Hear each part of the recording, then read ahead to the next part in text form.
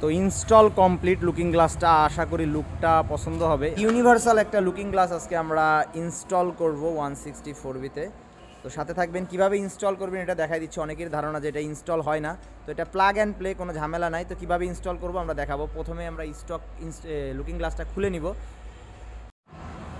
Looking গ্লাসের সাথে এখানে যা যা লাগবে এক কথায় প্রত্যেকটা নাট এবং বুশ দেওয়া আছে। তো আমরা প্রথমে বুশটা এখানে লুকিং গ্লাসের এখানে ধরে নেবেন, নিচে দিবেন, গিয়ে যে এলকি যে নাটটা আছে নাটটা টাইট দিয়ে দিবেন। এটা প্লাগ অ্যান্ড প্লে, জাস্ট অনেকেই হয়তো ধারণা যে এটা ইনস্টল করতে ঝামেলা, তো কোনো ঝামেলা নাই। এটা হচ্ছে নেকেড বাইকের জন্যই। এটা সবসময় আপনারা দেখছেন যে হচ্ছে যে মাথা একইভাবে আমরা এই সাইডটাও ইনস্টল করব। তো এটা আমরা ফাইনাল করার পরে আপনাদের দেখাবো যে কেমন লাগে।